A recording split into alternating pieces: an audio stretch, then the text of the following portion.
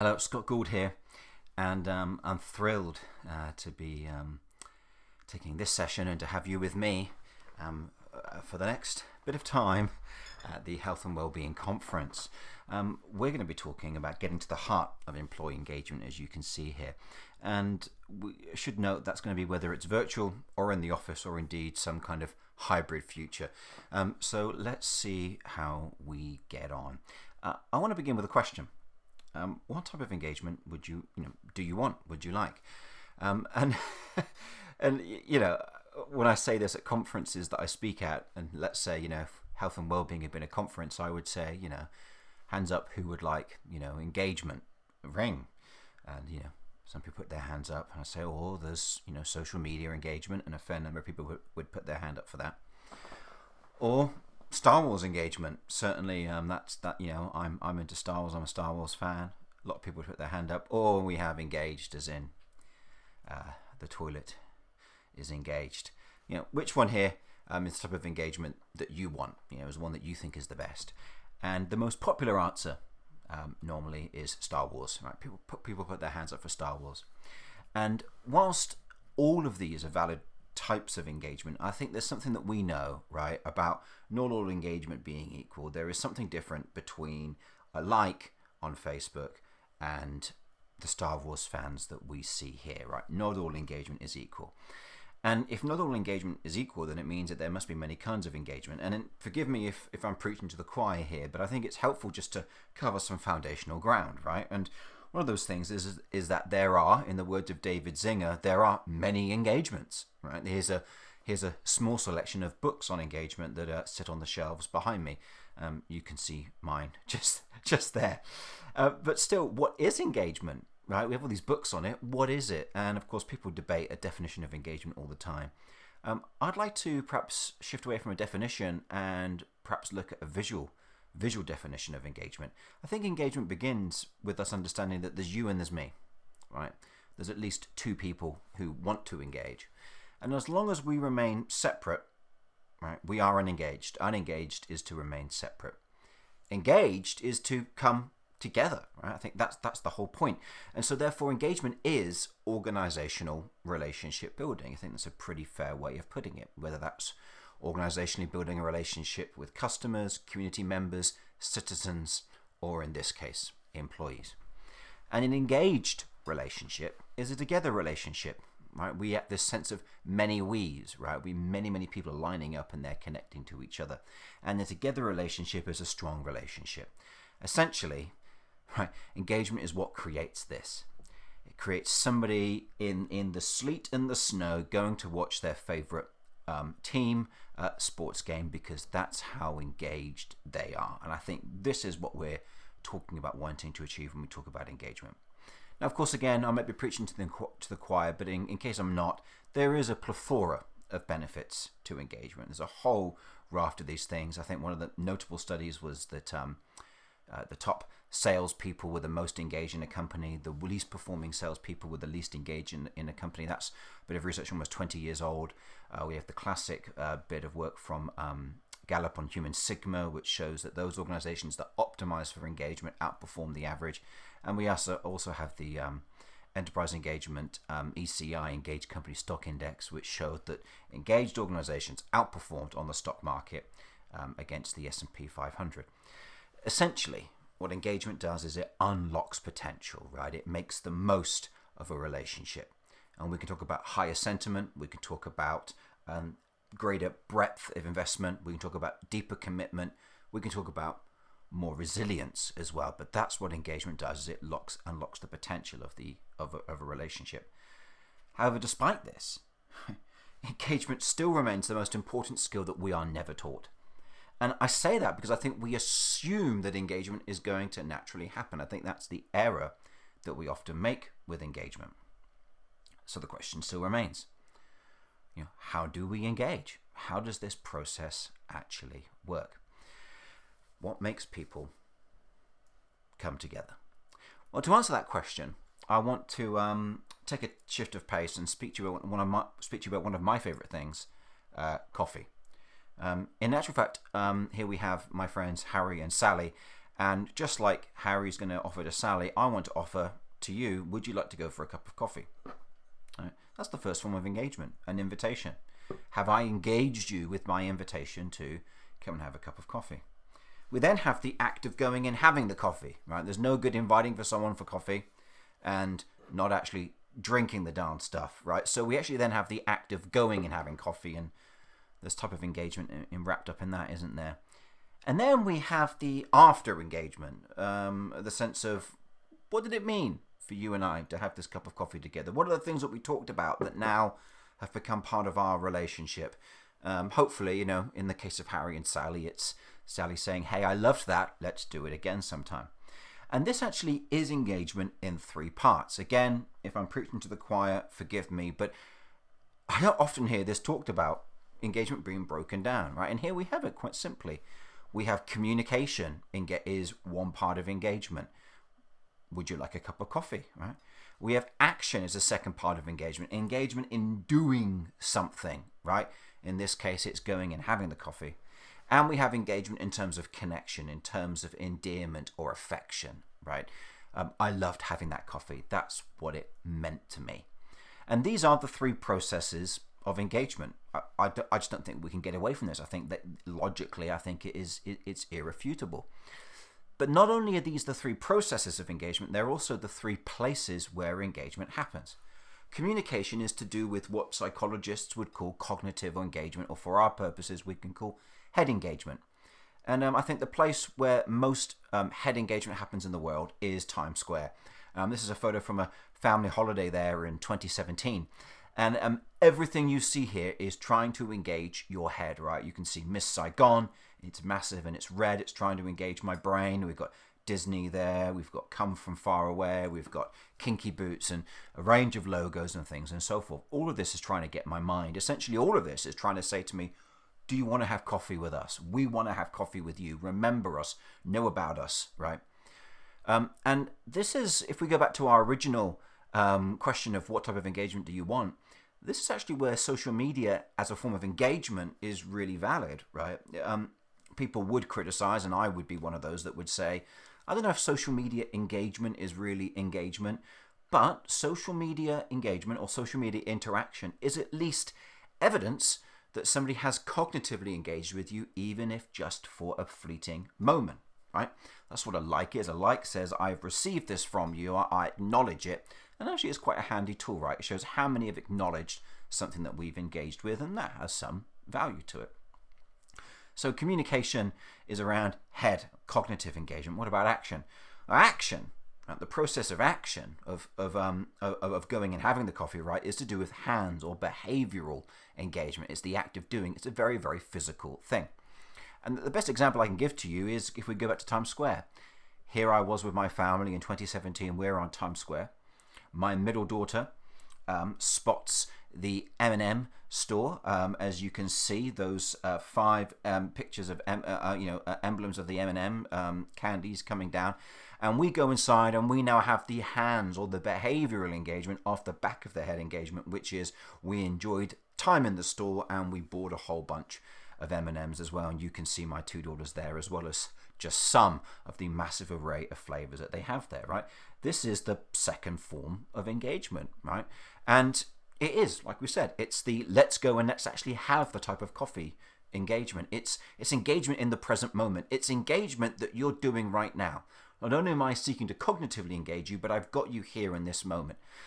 And, that's the idea, right? We talked earlier, we talked about, what's your favorite form of engagement? Well, actually, like using the privy, when you are engaged in the moment, you are engaged exclusively on that moment, right? If you're listening to me, the point would be you're not listening to something else. And I guess at the height, this is stuff like surfing, right? This is the stuff like flow and all those wondrous, wondrous things. But for our purposes, it can just be as simple as the act of actually having the cup of coffee. So we've looked at these 3 processes, these 2 processes so far. What about the last one? What about connection? If connection is the process of engagement, what place does that happen? And I'm sure many of you can probably have a guess here.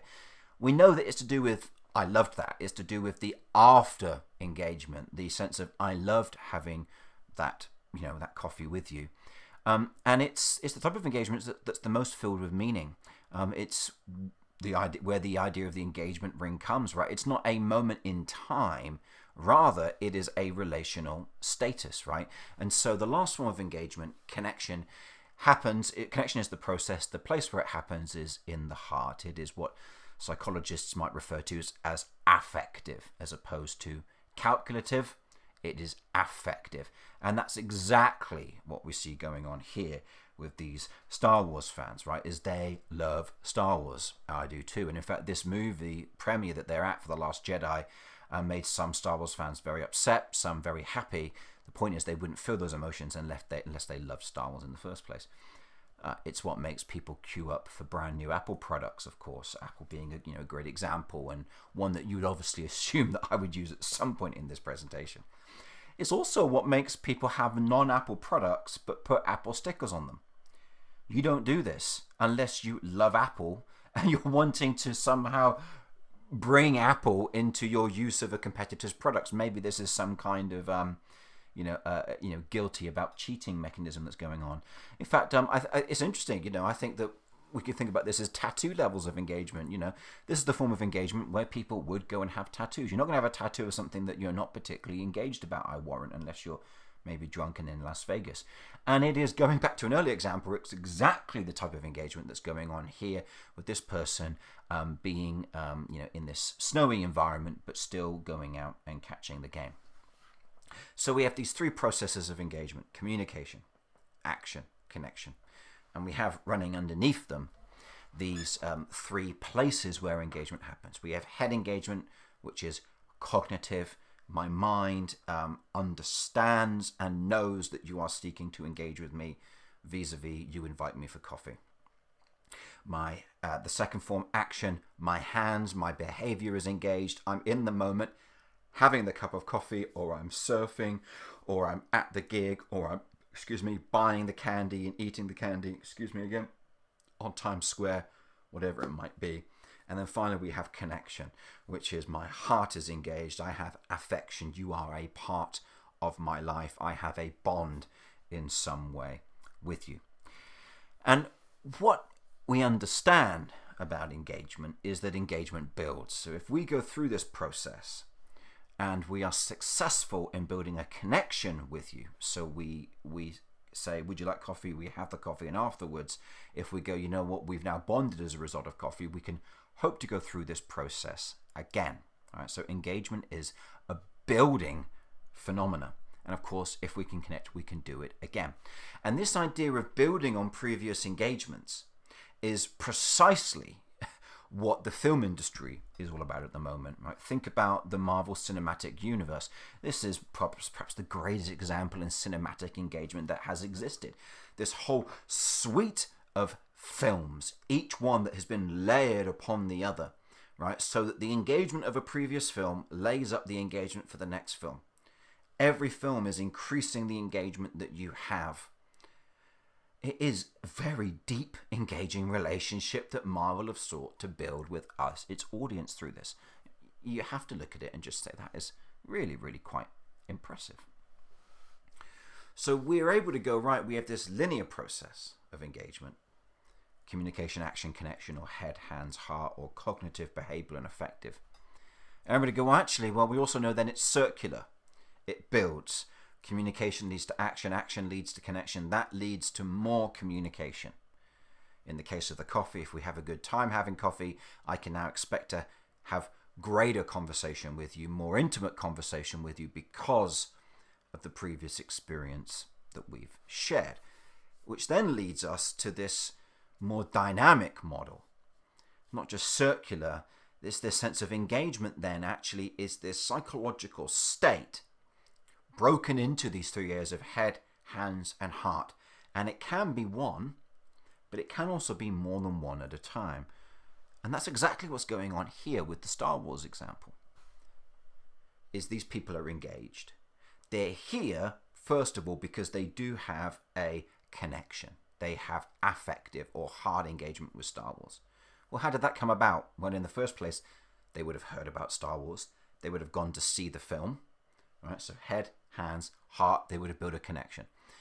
Now we see, as a result of this, that they are actually in 3 states of engagement all at once. We have their head is engaged cognitively in the moment. They are really focused in on this moment right now.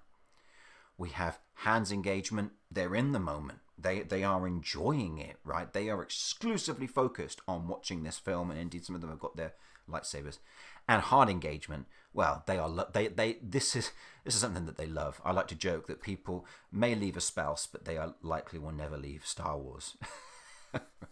As much as my wife doesn't like me saying that. So we can see that engagement is what we might term a tripartite model. And these people are highly, fully, deeply, well and truly engaged. Right? And this is the heart of engagement. This is what we want to talk about reaching with our employees. And indeed reaching, I think, we want this with our customers. We want this with our individuals. I want this with you, my audience, right now. And when we do get to the heart of engagement, then the benefit we have, in the words of Gallup again in 2007 and Human Sigma, is that when someone is highly engaged, the number of alternatives they'd consider is 0. Right? This sounds like and is like, marital levels of engagement, because the psychology shows us that we engage with things like we engage with people. So therefore, the people that we engage deeply with, like in a marriage, well, the things we engage deeply with, like Star Wars, we're not going to consider an alternative. Right? It's not like another movie series is going to come along and I'm going to replace Star Wars with it. Rather, it will be an additional, a secondary relationship. Right? I like Star Wars and I like Star Trek, and they don't have to compete in my life. And that's what it is when you become highly engaged. People who become highly engaged in their work are unlikely to actually consider other jobs, even if they may pay more. People who become highly engaged in a team don't want to leave that team because that team is winning, right? I remember, who was it? The striker Vardy. Forgive me his first name. I momentarily forget. But he was at Leicester when Leicester won the Premier League a few years ago. He could have gone to any number of teams. He'd been the top goal scorer that year.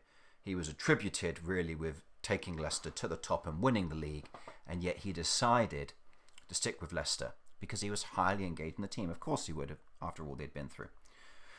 So my question then to you is, hey, you and me, how about it? Would you like a cup of coffee? And indeed, actually, did you know that the majority of times the answer to an offer for coffee is actually going to be yes? Engagement is like magnetism. People are drawn to each other.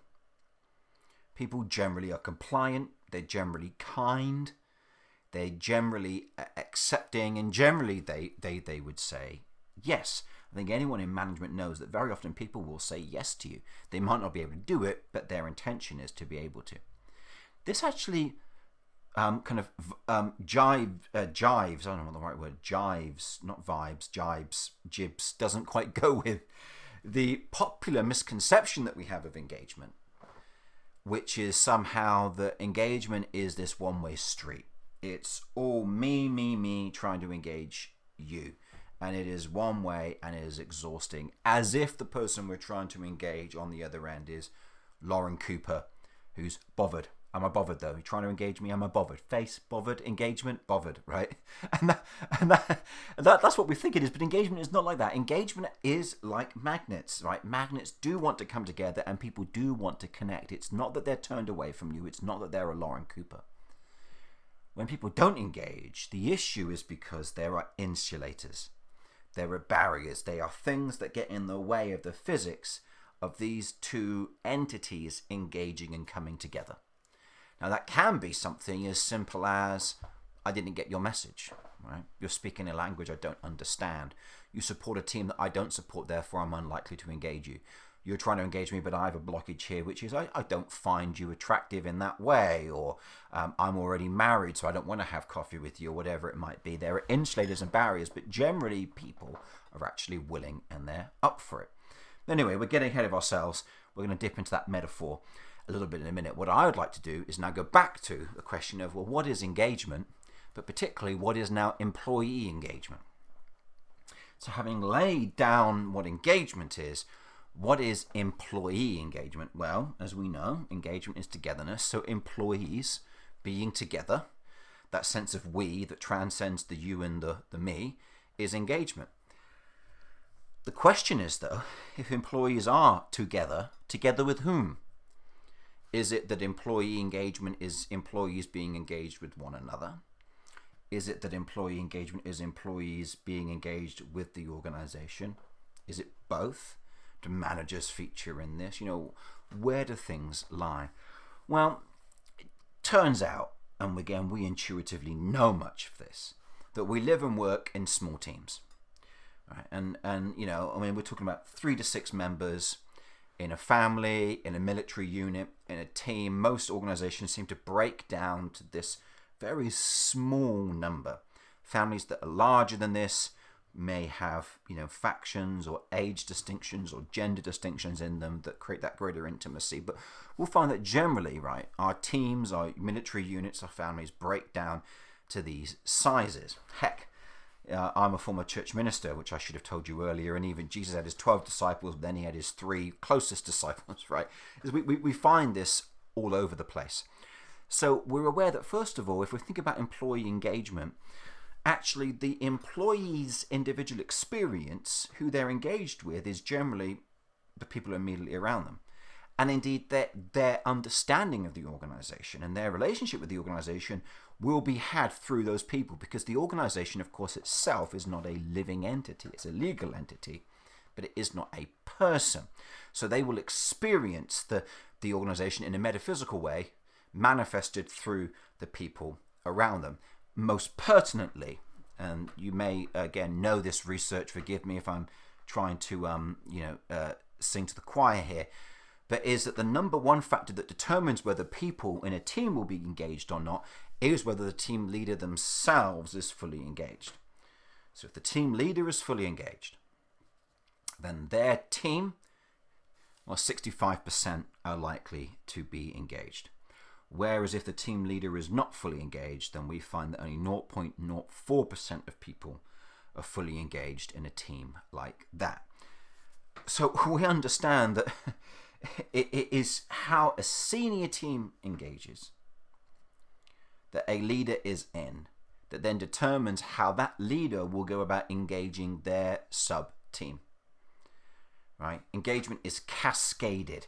It cascades, and that's why engagement at the top is so important, because it cascades through an organization, which is why in reality employee engagement is a result of team engagement, either because on a singular level an employee is engaged in a team, or at a plural level the net employee engagement across our organization is a result of how engaged people are within their individual teams. It is the teams that make the greatest variance of employee engagement in an organization. You can have a range of people who all have same pay, same tools available, same understanding of the organization, same motivation, etc. And the greatest variance amongst their between what engages one and what makes another one disengaged will be their team, and in particular their team leader. So this is very, I think we really need to wake up and smell the coffee, literally on some of this. And speaking of coffee, again, we now know, right, we know how these people engage, which is in a team. People who are engaged by us saying, hey, do you want coffee? In our team, I'm inviting you, I'm communicating to you. In our team, we have the act of going and having coffee. And then in our team, we have the act of what it meant for us to have coffee. So these forms of engagement exist within our teams. But we can be a lot more specific about this. We can actually break it down. And we could break it down into, generally, I've found 9 components. So with communication, people's heads, people will be cognitively engaged if there are 3 levers that are correctly activated. The first is, and this is one of the big findings of the Engage for Success McLeod report of 2011, is that organizational narrative, or otherwise known as the strategic narrative, is one of the most powerful tools for engaging people. It's one of their 4 enablers of engagement, and it is critical, right? If this organization was a person, what is its story? That's what strategic narrative is. Where are we going? Where have we been? What's our past, present, and future? Right? And these things are incredibly important, and we'll look at some of that in a minute. We then have goals, right? Goals definitely is up there in terms of what cognitively, mentally engages the mind. We're talking here about cognition, understanding. People know what it is that they are meant to be doing in order to achieve success. And so if they know what success is, then they should, as we've said just now, number 3, know what they should be doing, roles. Right.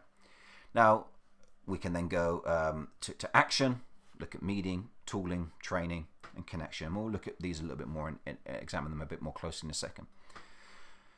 The thing is that these, simple as they are, actually, it's the lack of these that now create, back to our magnetic metaphor, these, when they are missing, are the insulators, the barriers that prevent people from engaging. In my work with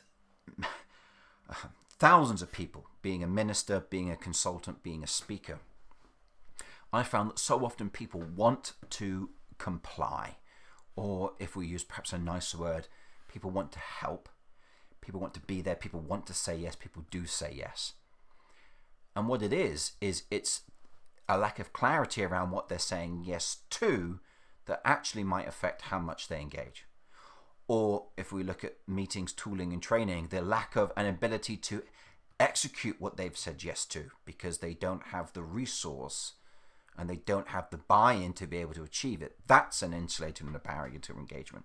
Or we look at 7, 8, and 9, a lack of their own well-being, sense of belonging and beyond, and we'll look at what that all means in a moment. It's the lack of these things that are the insulators and the barriers to engagement. Now, you may well assume these things are obvious. Again, I've said countless times, I'll say it again, I feel like I'm preaching to the choir. Maybe I'm teaching grammar to suck eggs. And yet, if we just take these first 3 once again, they are so uncommon. One of my favorite lines in the famous, again, Gallup had done so much research in this area, their book, The 12 Elements of Great Managing, the authors, Wagner and Hart, to tell a story of, in a room of managers at a Fortune 500 company, facilitator asked, tell us your job. Tell us how doing your job well increases the profits of your company. Out of 25 managers in the room, only 5 could answer. I mean, I find this constantly. I work with organizations and I'll say to someone, hey, so what's your job? And they'll tell me their job and I'll say, okay, and how does that contribute to the success of the company? And more often than not, the answer takes them time to find, time to digest and think about. Sometimes they say, kid you not, senior leaders, we're talking about senior managers, executives, vice presidents, etc., may well say to me, you know, I've never thought about that before. So I found this is very common. You may be aware, for instance, of the Rockefeller habits.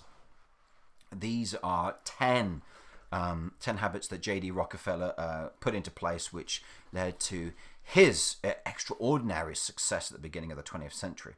And all of these here are head engagement at its finest. But you can take any of these, and you will generally find that organizations do not have these things in place. Right? It is rare that these things will be in place in an organization. I've got to tell you. Let's pick one. 7, core values and purpose are alive in the organization.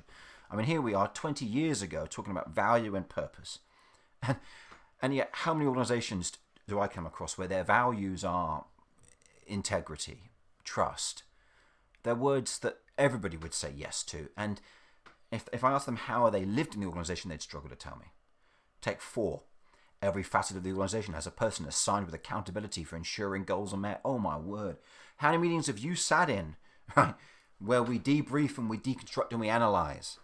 Who's responsible for this? And it is hard to pin it down. People not fleeing from accountability, it's just that no one knows who it is.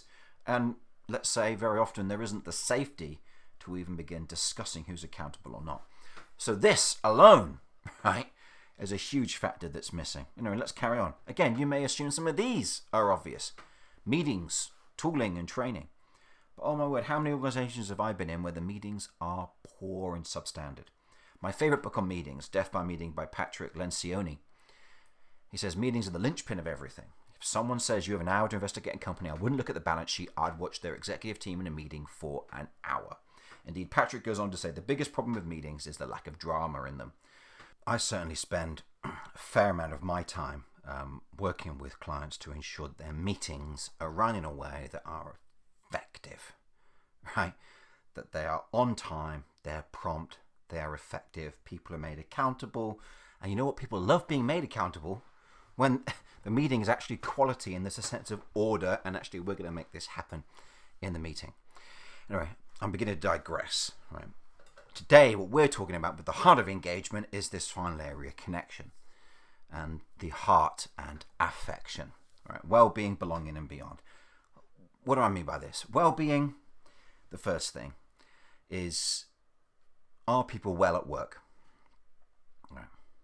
Are people well at work? And not only are they well at work, are they well outside of work? Pay doesn't exist here. Benefits don't exist here. I've put them all under well-being because in my mind, the bigger issue is somebody well? Is somebody balanced? Work is a trade. You work for me and give me time. I therefore give you a range of benefits. It covers pay, it covers your working hours, it covers transportation, flexibility, career prospects, so forth. That's the whole package. So that's well-being. And there are many other talks at this conference about well-being, so I'm not going to go into those. Belonging, I think, is a separate matter, which has to be fostered, which is how do people belong in the organization? How is their safety? How is it that their organization isn't, I'm going to be careful around saying like family. Many organizations consider themselves to be like family, and yes, family dynamics are a wonderful thing, but let's not make that the aim. It's belonging, whatever that may look like. The final one is then beyond. Right? What is it that is beyond this job for me? How do you help me access the next thing? And not just beyond in this job, but what's beyond in my life? Because I think here's the thing, is we don't live to work, we work to live. And I think it's important for us, and particularly those that are employing so many people, to think about, well, what is it that people are doing with their time here? And I'd like to offer a contrary view here. Aristotle said, way over 2,000 years ago, 2,300 years ago, pleasure in the work puts perfection in the job. Pleasure in the job puts perfection in the work. We then skip forward to Dave Ulrich in 1996, I think it was, and he says companies have no choice but to try and engage not only the body but also the mind and the soul. There we go, head, hands, heart of every employee. And he was talking here about in trying to achieve more. And then Mihai Csikszentmihalyi, of course, the wonderful Hungarian Nobel Prize winner, talks about what employers from the pharaohs down to modern total quality management managers have been primarily concerned about is not how to tailor a job so as to bring out the best in the workers, which we could consider to be engagement, but rather how to get the most out of them. You see, we've talked about engagement unlocks potential, it makes the most of a relationship. But in many places, work is actually this labor work where the whole idea is how do we get the most out of someone rather than how do we make the most of our relationship, right? It's get the most out. It is parts in a machine. It is all extrinsically motivated, and it is characterized by pain, as in how do I minimize my disenjoyment of the work. On the other hand, we have love work, characterized by pleasure. It's intrinsic motivation. You're part of an organism, right? It is living. And this is about bringing out the best, right? Bringing out the best in a relationship. And employee engagement is essentially the process whereby we take people either from being in a love work situation and we bring a labor work and we bring them into a love work situation, or it's the process whereby we keep somebody in a love work situation. And to understand this and to understand kind of where I'm getting at with this idea of what's beyond, what's the life that's beyond work, we actually have to look at the history of work in my J-curve of work. So we've got a 2x2 matrix here, good old 2x2, all management consultants love them. And here we're going to contrast quality of life with interest in work.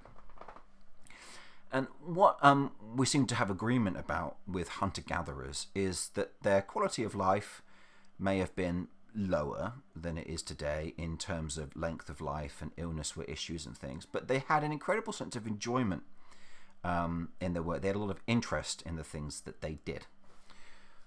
We then went into this time of the agrarian economy, and in the agrarian economy, people had far less interest in their work, and they also kept this they actually had a lower quality of life than they did even being a hunter or a gatherer. It's believed that the agrarian economy was just really hard, grinding work for our species. Now, we progressed a bit when we kind of went into the Industrial Revolution, not at first, but in time we began to kind of get some of these ideas around workers' rights and so forth. And even though people still had low interest in their work, like they had low interest in monotony of farming, they were now in the monotony of factory work. They did enjoy something of a higher quality of life, length of life improved, and while they're at work, it might have been very unpleasant, but they were able to do more enjoyable things outside of work. It's the post-industrial economy, or the service economy, where we found that we began to sustain the higher quality of life that we were having through safer jobs, essentially, with work that was perhaps a bit more interesting to us. It began to just bring the scale back. And it's been in the information age in the last 30 years or so, and of course for many people this still isn't the case, but it's been over the last 30 years that we've now found people in a place of high quality of life and also high interest in their work. Now, there are of course always going to be outliers to this model that break it. We can think about princes and princesses that might have had a high quality of life, but of course they weren't they might not have been hunter-gatherers, right, and so forth. What makes this chart a J is when we think about what's next. What's next for us in terms of humanity is a height of quality of life that we've not experienced before. People talk about longevity and rejuvenation, the idea that humans will be able to expand their lifespan. We talk about greater and greater interest doing things that we enjoy. Of course, some people, talk about AI and the augmented age really heralding this belief for humans to do so much more and be freed up to enjoy far greater lives of leisure. Of course, some people would be far more skeptical.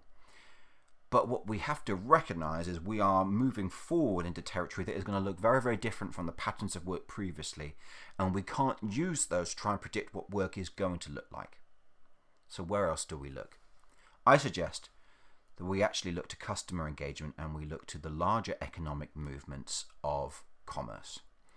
If we could contrast what we've just looked at here, and we look at the kind of progression of economic value, or indeed the progression of trade, and this is based off of the work of Joe Pine and Jim Gilmore in the Experience Economy with my own additions.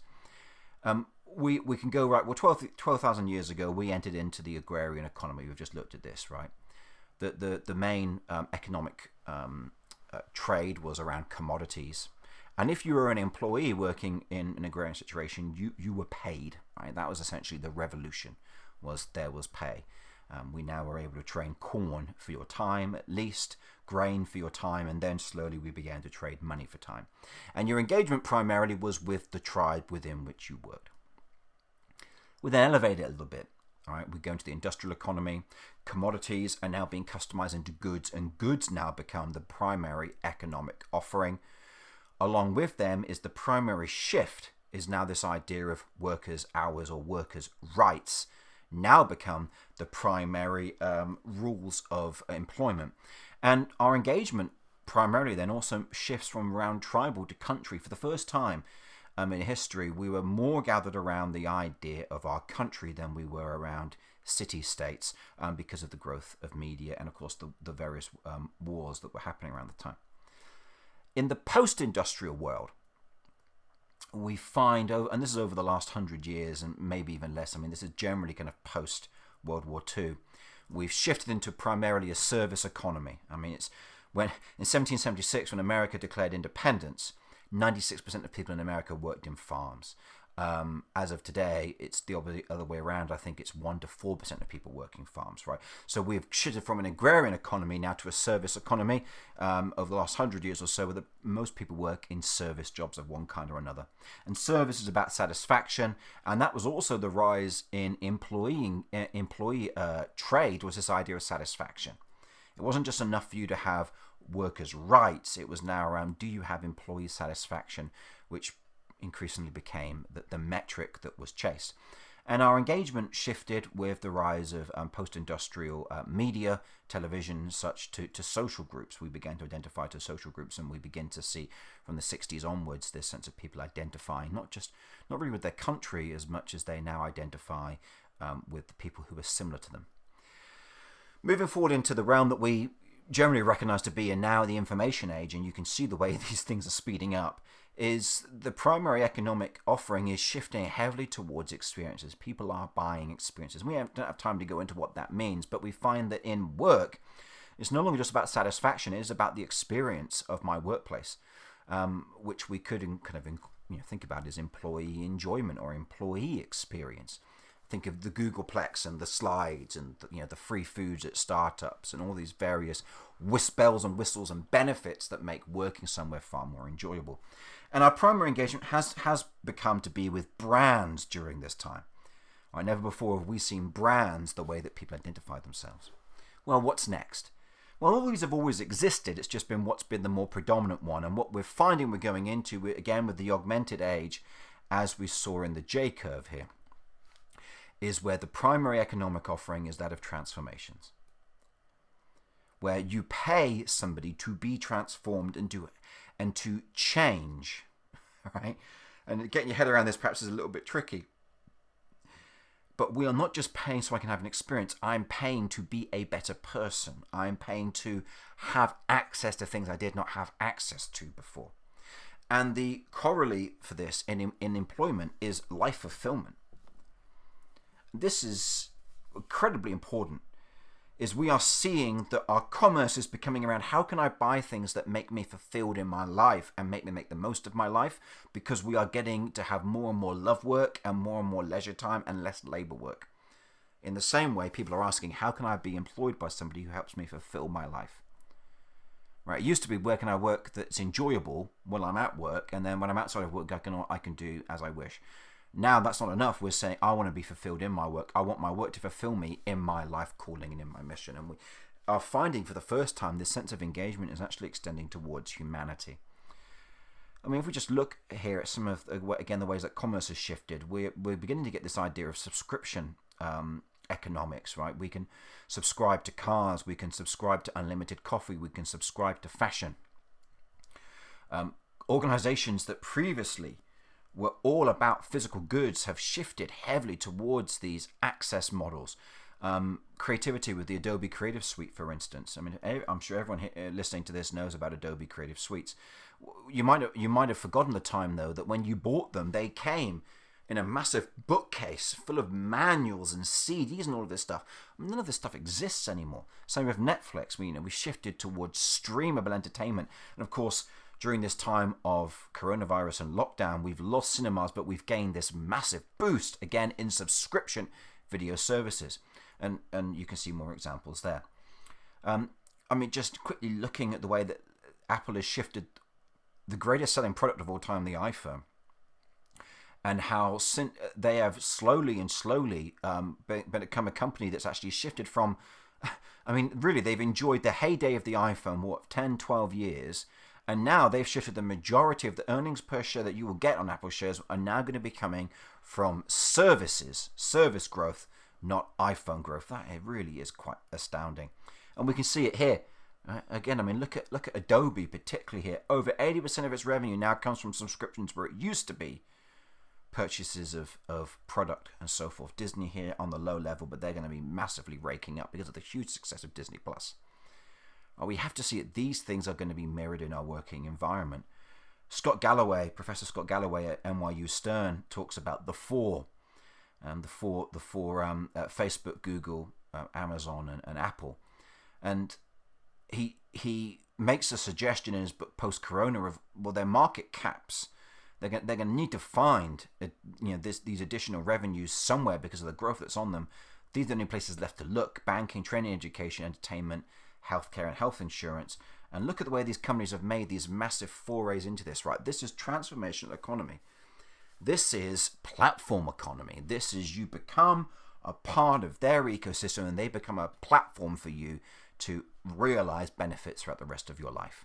Well, we are finding the same thing in work here, right? The boss who put everyone on 70k, that's Gravity Forms in Seattle. Zappos and Holacracy. Those employers don't care when or where you work, right? Talk of the 4-day week, right? We are changing work. Work is changing and shifting. And let's just bear in mind here, right? The idea of a 5-day week, the idea of 9 to 5, these are all constructed constructs over the last few hundred years. They have not been in existence. Our prime, that we've been in existence as hunter-gatherers far longer than we've been anything else in our humanity, and we are returning back to that, albeit we're now calling it the gig economy, which is why I've chosen the square as the emblem for heart effective engagement, because literally work is a platform for self-actualization. This is the main point, right? Well-being and belonging and beyond it's a step up. You are giving somebody a platform, a new place to stand and be able to look out and achieve more in their life. Because here's the thing, there is no employee part of our brain. We're going to be realizing this far more over the coming century, coming decade, I'm certain of it.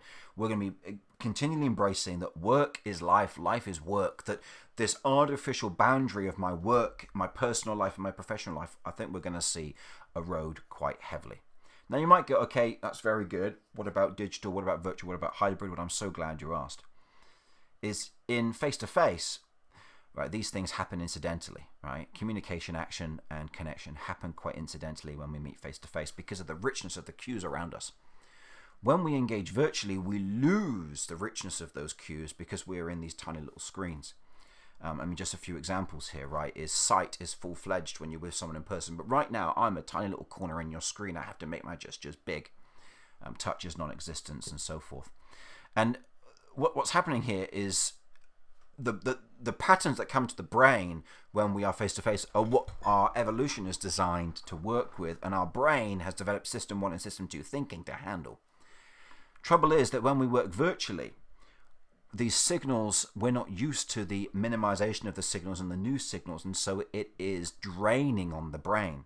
So an example, right, is our evolution is optimized for face-to-face. It's not optimized for digital. For instance, if something is small, we deem it as being less important. Our evolution has trained us to see big things as important. Right now, look at these two images of Sally. The one on the right, you will feel more emotional response to rather than the one on the left, just because it's larger. It makes sense, but we need to point it out. Or distraction, right? You don't have, you don't have kids like you have had over the working from home period. Speaking of which, you may have noticed that 20 minutes ago, I had this video slightly broke up because my dog was gnawing at the door, right? The point is that the fragrance of engagement, I like to say, is face-to-face is like a full-blown bottle of fragrance that you can spray around liberally, whereas virtual engagements like this tiny little tester bottle. We have to be far more intentional with using the tester spray than we do around the big bottle, right? Face-to-face engagement can rely on the incidental and accidental. Virtual engagement must be intentional. This is why startups seem to be ruling the space, is because they recognize the world is becoming increasingly more digital, and they have learned how to be intentional in their use of digital to make things happen. If you want to learn how to grow, you need to look at software companies and the apps that they're building and how those things are forging the way forward. Get yourself to Estonia, where you can do everything online, except buy a car, I believe, right? It is remarkable. So then, what shall we do? I've talked for an awful lot. I hope that you're able to pick out some very practical things that you can go away and put into place here, but I want to finish off being a true Brit by suggesting that what we should go and do now is play football. What do I mean? Well, I mean that head engagement is the vision. Where do we want to be at the end of this season? And what is it for us? What does it take for us to win the game? What are the goals? How do we score a goal? Every employee needs to know this, right? And vision is really important in this because if you think about the Premier League in England, the football teams that exist within it, not everyone's vision is to win the Premier League. You will only have a maximum of 5 teams that are thinking about winning the Premier League. For some teams, their vision this season is don't get relegated. For some teams, their vision is let's try and get into the top 5. For some teams, it's we must make Europe even though we won't win the league. And we have to have frank visions that are realistic to where we are. Otherwise, I hear some crazy visions people come up with. They are just unrealistic. They don't motivate. and we need to know what our goals are. That's how we engage the head. Hands engagement is the stuff when we're on the pitch, the meetings, the working, the doing, the tooling, the training, right? We've got to make it that when we're on the pitch, we are able to perform effectively. But I want to talk about heart engagement to close.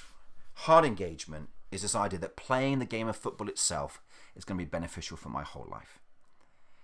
That's how we engage the heart of people. We have to think about their heart. We have to think about the heart of their life. What's beneficial for them?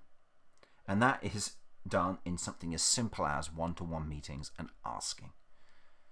It's about a team leader taking control of her or his team and having those conversations and making those changes.